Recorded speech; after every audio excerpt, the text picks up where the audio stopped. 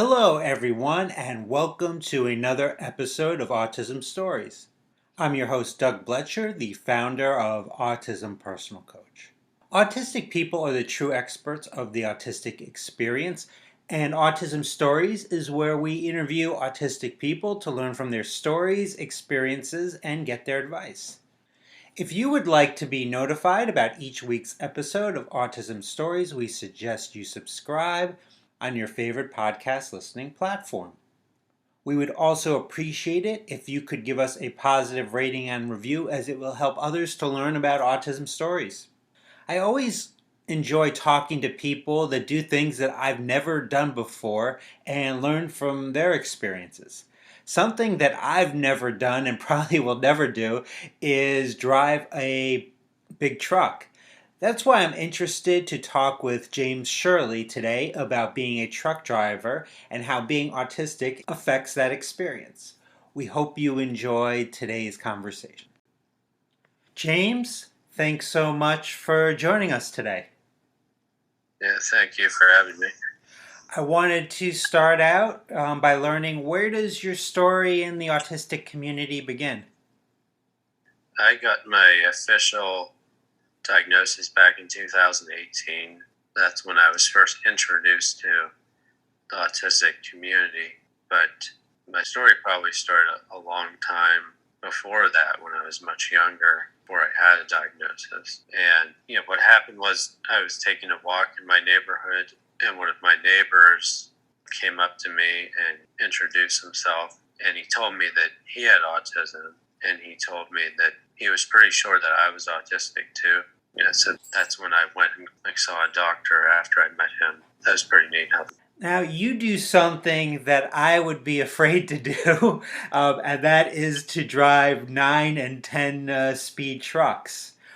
In 2018, you got licensed to do this. What prompted you to learn how to drive these trucks? Yeah, I always enjoyed driving. Like, I just worked for Uber before I became licensed as a commercial driver. So I started out as a bus driver, and then I became a truck driver, which is even better. I will say, these days, like, most of the trucks are automatic, so not actually using the clutch or the stick that much. But I was trained how to do that in trucking school, which was kind of difficult because I'm left-handed, and of course the stick's designed for right-handed people, and I had injured my right shoulder working at Amazon. Like, before I became a truck driver, it kind of aggravates my right arm. My brother's left-handed, and he always says the world was designed for right-handed people. Right. So that's just something that I think, as like a neurodiverse person, that we're kind of accustomed to having to like overcome a system that's designed for other people. I know I couldn't be a truck driver because I don't like to drive at this point in my life.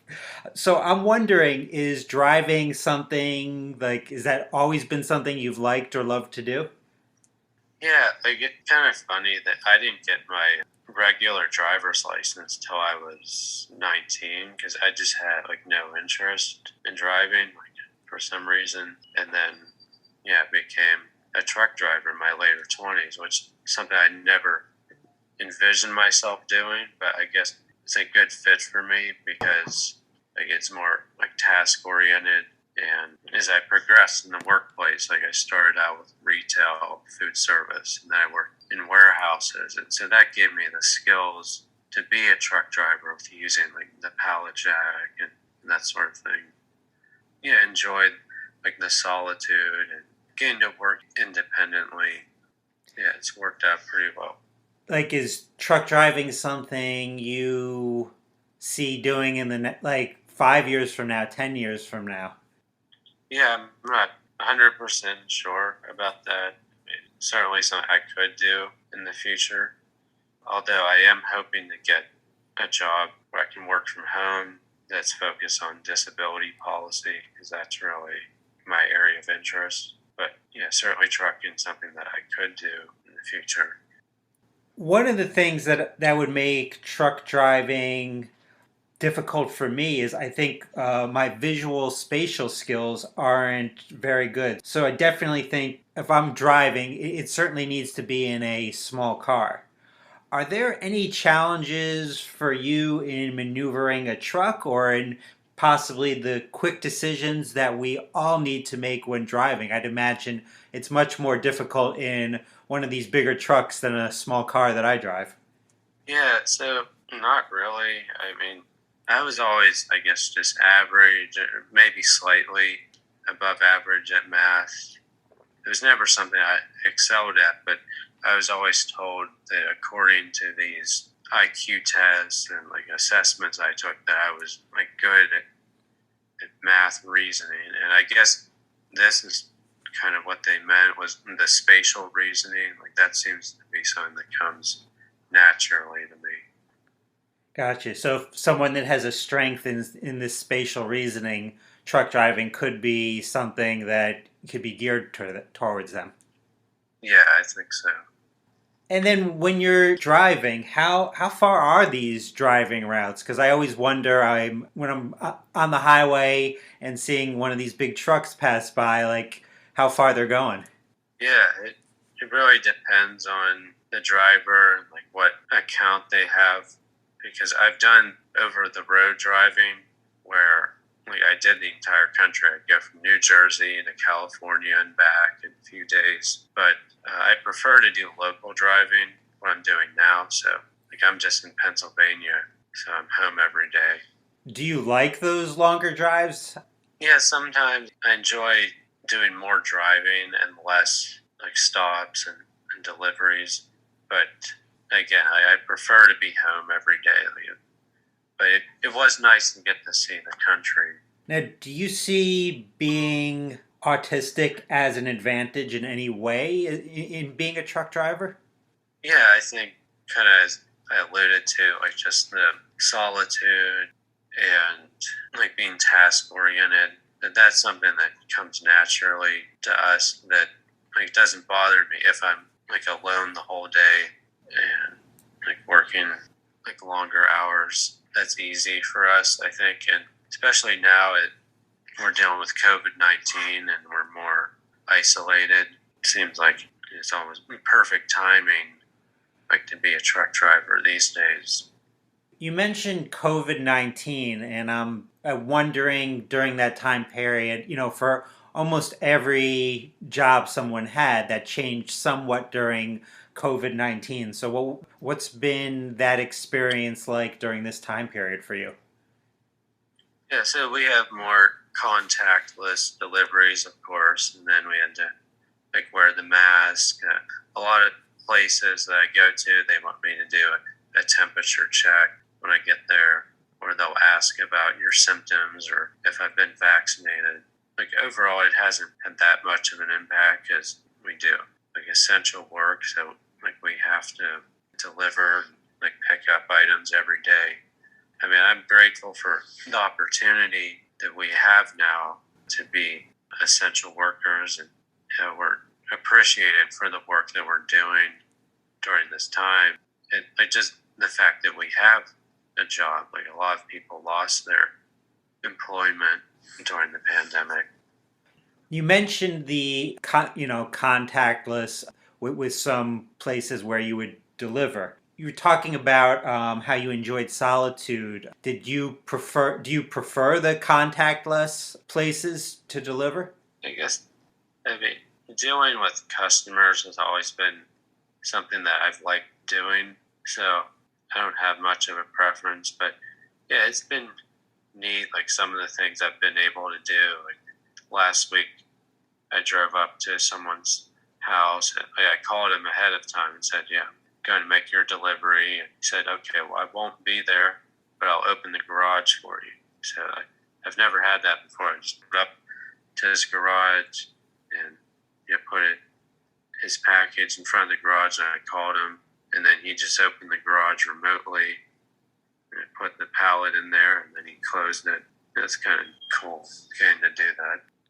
Now you're a truck driver, but you also have a master's in theological studies, which I found, interesting because I I don't necessarily, it doesn't jump out to me, at least initially, the connection between truck driving and religion. So I'm wondering, where do you see the intersection of religious or spirituality in the lives of autistic people?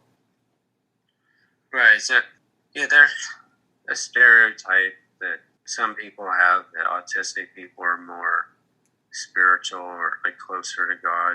And I guess in my life, that's been accurate. I've always been a religious person. Yeah, I was surprised that when I began my career as a truck driver, that I met a lot of other people in my field who are spiritual people who like to talk about their faith, and some of them are even ordained ministers themselves. Because if you're not in the trucking world, it can be hard to understand. If you've ever been to a large truck stop like a TA or a pilot, but usually they'll have like a chapel on site at the truck stop. Yeah, truckers are not irreligious people. Probably more religious than like other folks I've worked with in like retail or something. Do you have any theories about why you think that is? Yeah, maybe it's the lifestyle of the truck driver that it kind of mirrors the lifestyle that like you can read about in the prophets of the Old Testament, or certainly like the life of Christ and the disciples in the New Testament. They were always traveling around, and like St. Paul referred to himself as like a tent maker. So he was a blue collar worker, like Jesus was also. His ministry was something that he did as he did his travels, that he would meet people and just talk to them about his faith. And what a lot of us do as truck drivers is we just meet people during our travels and talk about our faith. Yeah, during the downtime that we have, that gives us an opportunity to pray and read the scripture. Now, you mentioned earlier about, hopefully one day having a job in disability policy. Currently, well, maybe not that long ago, you got your certification in peer support for NAMI. I'm wondering, what did you learn through this certification process? Right, so I learned some things about myself and just about people in general and how like the mind and emotions work. Yeah, I think peer support's a great thing for anyone to get. And the course they have at NAMI is like very understandable and accessible. That they go over like a lesson each meeting, and then there are questions and discussion. And so the way I see myself using this is like right now I'm in certain like mutual aid peer groups, and then in the future my plan is to convert some of the family homes, like my parents' and grandparents' house, into like a respite center. Like my grandparents' house out in the country, I think that'd be a good place. A good way to use this peer support would be a respite center. Yeah, that's how I plan to use the certification. How do you see for neurodivergent folks that this peer support can be helpful to them in their lives? Right. So, when you know how to counsel other people, then of course that can help you with your own self care. And I think getting involved in local organizations that are peer led and like helping other people is also like something that's very meaningful. And just doing that can improve your own mental health and well being. Absolutely. Well, James, I really enjoyed the conversation. Thanks so much for making time for me this morning. All right. Yeah. You too, Doug. Have a great day. Thanks so much to James for the conversation. If you would like to learn beyond this podcast how Autism Personal Coach can help you to reduce your daily overwhelm and get the things you want and need in your life, then book a Zoom call with me today. A link to book the call can be found in the podcast description of this episode. I hope you enjoyed this episode of Autism Stories. And if you did, if you could tell a friend, foe, or anyone you know about it so they could have the same enjoyable experience as you when listening to Autism Stories, it would be very much appreciated. On next week's episode of Autism Stories, we will discuss occupational therapy and the importance of developing community. Until next time, I'm Doug Bletcher of Autism Personal Coach. Talk to you then.